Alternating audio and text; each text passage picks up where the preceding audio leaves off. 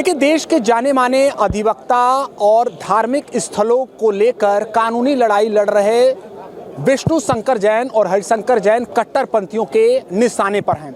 अब इसको लेकर वाराणसी में जो ज्ञानवापी पक्ष के अधिवक्ता हैं, इसके अलावा याचिकाकर्ता हैं और अन्य अधिवक्ता भी हैं, उनके समर्थन में उतर चुके हैं। ये वाराणसी के कचहरी परिसर की तस्वीर है। देखिए, उनके हाथों में न सिर्फ विष्णु शंकर जैन, हरिशंकर जैन की वाराणसी में तस्वीर है, बल्कि संभल में हरिहर मंदिर हमारा है, उसको मुक्त कराना है। यानी कि संभल को लेकर भी वाराणसी में आवाज उठी है। अधिवक्ता मंच ये बताया जा रहा है, जिसमें सुप्रीम कोर्ट के दोनों अधिवक्ताओं की तस्वीर है। ये साथ ही साथ वाराणसी के जो अधिवक्ता हैं वो भी यहाँ पर मौजूद हैं और ये देखिए उनके हाथों में ये पोस्टर है। फिर से हम आपको बता दें कि यहाँ पे जो लिखा है, संभल में हरिहर मंदिर हमारा है, उसको मुक्त कराना है।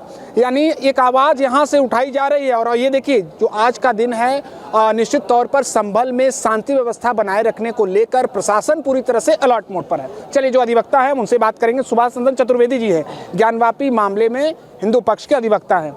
ये इसका उद्देश्य क्या है सुभाष जी? उद्देश्य यह है कि न्यायपालिका की जो अपनी संवैधानिक अधिकार है और न्यायपालिका से जुड़े हुए लोग हैं, चाहे वो अधिवक्ता हों, चाहे सर्वे टीम, कमीशन टीम हो, ये जो संवैधानिक अधिकार है इस पर कहीं चोट न पहुंचाया जाए।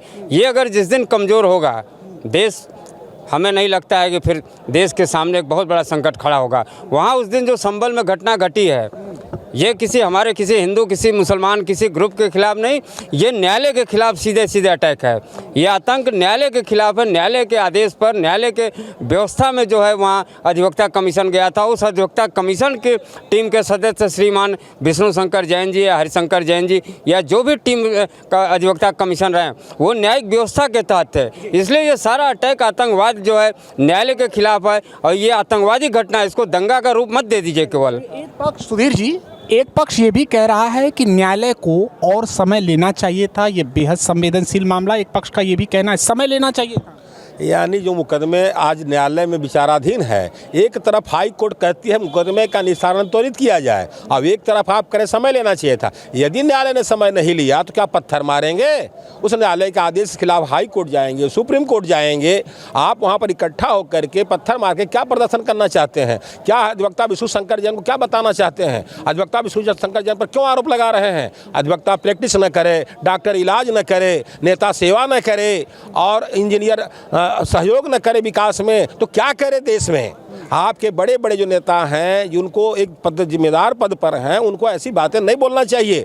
और यही बात है कोर्ट की, तो कोर्ट को समय लेना चाहिए या कोर्ट ने त्वरित निर्णय दिया या कोर्ट सर्वे ही तो कराया, कब्जा तो नहीं ना दिला दिया। यदि सर्वे कराया तो सर्वे तो साधारण मुकदमे में होती है। ज्ञान माफी में सर्वे 5-5, 6 दिन हुआ, ASI सर्वे 3 महीने हुई, तो सर्वे से क्यों घबराना? और उसके बाद अगर आप क्षुब्ध हैं कहीं से, तो आप न्यायालय प्रक्रिया को अपनाइए, न कि आधा पत्थर चला करके और धमकियाँ दीजिए। सोहन जी, लंबे समय से ज्ञानवापी के मामले में आप पक्षकार हैं। संभल को लेकर आप आवाज़ उठा रहे हैं, लेकिन वहाँ तो शांति व्यवस्था को लेकर पुलिस को काफ़ी मशक्कत करनी पड़ रही है। हाँ, देखिए, ऐसा जो भी वहाँ पर हो रहा था, विष्णु शंकर जैन जी वहाँ जो माननीय न्यायालय के आदेश से सर्वे हो रहा था, लेकिन वहाँ के जो मीडिया, वहाँ के जो लोग हैं सर्वे नहीं चाहते थे। स्पष्ट है कि बाबरनामा पृष्ठ नंबर 687 में स्पष्ट लिखा है कि वह जो है हरिहरनाथ मंदिर था। और तो और वहाँ 1875 में कार्लाइल ने ASI का रिपोर्ट दाखिल किया था। उन सबको लेकर के माननीय विष्णु शंकर जैन जी माननीय न्यायालय में गए थे, जिसको अनुमति मिली सर्वे का। ठीक है। मोहन जी, एक बात बता दीजिए, देश संविधान से चलेगा, कानून व्यवस्था से चलेगा कि धार्मिक भावनाओं से चलेगा? कदाचित ये धार्मिक भावना का विषय नहीं है। माननीय न्यायालय का आदेश हुआ और उसके अनुपालन में हमारी साथीगण, अधिवक्ता साथी, वादीगण वहाँ पे कमीशन की कार्रवाई के लिए गए और उसको राजनीतिक रंग देना ये बहुत निहायत बुरा है।